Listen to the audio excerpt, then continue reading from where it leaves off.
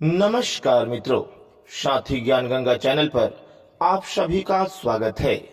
दोस्तों, पीपल का पेड़ एक ऐसा पेड़ है जो कि देवताओं ने भी इस पेड़ को माना है और देवता भी पीपल के पेड़ पर वास करते हैं। मित्रों, पीपल का पेड़ एक ऐसा पेड़ है जो कि ऑक्सीजन देता है और हम सभी प्राणियों के लिए बहुत ही महत्वपूर्ण है। कहते हैं कि अगर किसी को ग्रह नक्षत्र का प्रभाव हो जाए तो पीपल के पेड़ की पूजा करने से, पीपल के पेड़ में जल ढारने से उनकी ग्रह नक्षत्र ठीक हो जाती है और वे सुख शांति से जीने लगते हैं। मित्रों, ऐसे ही एक राजा की कहानी हम आपको बताने वाले हैं। एक राज्य में एक राजा राज करते थे। वहां वो किसी भी ग्रह नक्षत्र को नहीं मानते थे और हमेशा अपने मन की काम करते थे। प्रिय दर्शकों, राजा अपने प्रजाओं के साथ हमेशा खुशहाल रहते और उनको जो भी जरूरत की चीजें होती प्रदान करते थे। मित्रों, ऐसे ही समय बीतता गया और एक दिन ऐसा समय आया कि एक ब्राह्मण उनके दरबार में आ पहुंचे।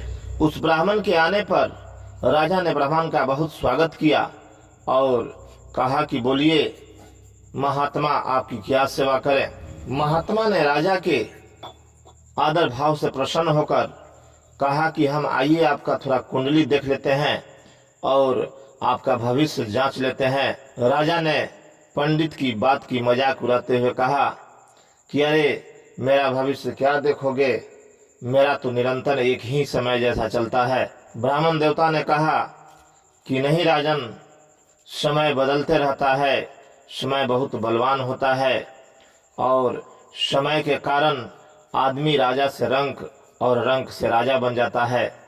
इसलिए मैं तो इधर आता नहीं हूँ, कैसे कैसे आ गया हूँ, इसलिए आओ तुम्हारा भविष्य देख लें। राजा हंसते हुए बोले कि अच्छा, नहीं मानिएगा तो देख लीजिए। ब्राह्मण देवता ने उनकी हाथों की रेखा देखकर बता दिया कि आपका भविष्य, आने वाला जो भी भविष्य है वो बहुत ही खराब है। आपको शनि ग्रह की प्रकोप लगने वाली है और इसके चलते आप राजा से भिखारी बन जाइएगा। राजा ने पंडित जी की बात सुनकर बहुत परेशान हो गया और बोला कि अरे पंडित, ये क्या तुम बता रहे हो, मैंने तो तुम्हारी बहुत आदर किया, मैंने तो तुम्हारा बहुत सेवा किया और तुम ये क्या बता रहे हो। पंडित जी ने राजा को धैर्य बांधते हुए कहा कि आप चिंता न करें, इसका तूर हम आपको बता कर जाएंगे। अगर आप वैसा करते हैं तो आपको कोई दिक्कत परेशानी नहीं होगी और आप उस ग्रह नक्षत्र से छुटकारा पा जाइएगा। यही बात बताते हुए पंडित जी ने राजा जी से कहा कि हे राजन, जब आप पर संकट आएगा उस समय आप गंगा के किनारे चले जाइएगा और वहां गंगा जी में डुबकी लगाकर माता गंगा से प्रार्थना कीजिएगा और फिर वहां से एक लोटा जल भरकर अपने राज्य को लौटिएगा और फिर अपने राज्य के ही किसी पीपल के पेड़ के पास जाकर उस जल को अर्पित कर दीजिएगा और प्रार्थना कीजिएगा कि हे शनिदेव, मेरे इस ग्रह नक्षत्र को सही कीजिए और हम पर दया दृष्टि बनाइए। ऐसे 21 शनिवार करने के बाद आपका धीरे धीरे ग्रह नक्षत्र सही हो जाएगा और आप फिर से राज्य करने लगिएगा और एक धनी मनी राजा बन जाइएगा। राजा की यह बात बहुत ही अच्छी लगी और फिर वे पंडित चले गए।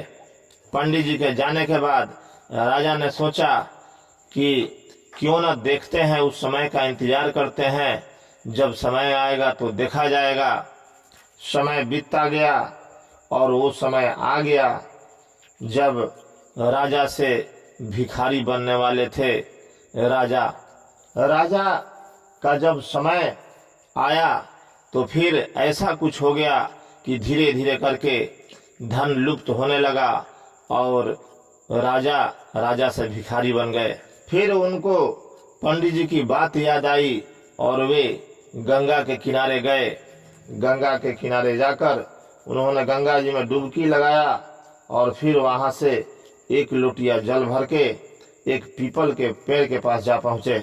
वहां जाकर उन्होंने जल अर्पित किया और फिर प्रार्थना करने लगे कि हे शनिदेव, आप मेरे साथ यह क्या कर रहे हैं? आप अपनी कुदृष्टि हम पर से हटा लीजिए और मेरा राज्य जैसे था वैसे बना दीजिए। राजा प्रार्थना करने लगे। ऐसे करते करते 21 शनिवार बीत गया और फिर धीरे धीरे जैसे जैसे राजा का धन लुप्त हुआ था वैसे वैसे वापस आने लगा। तो प्रिय दर्शकों, ग्रह नक्षत्र का प्रकोप जो होता है वो एक सच्ची घटना होती है और हर किसी के साथ हो सकता है।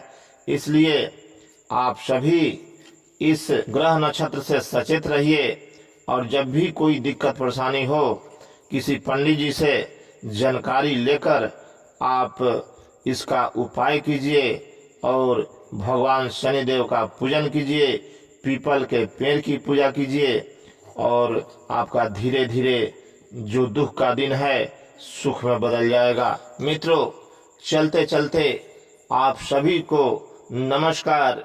मेरे चैनल को अगर आप देख रहे हैं तो मेरे चैनल सब्सक्राइब कर दीजिए। धन्यवाद।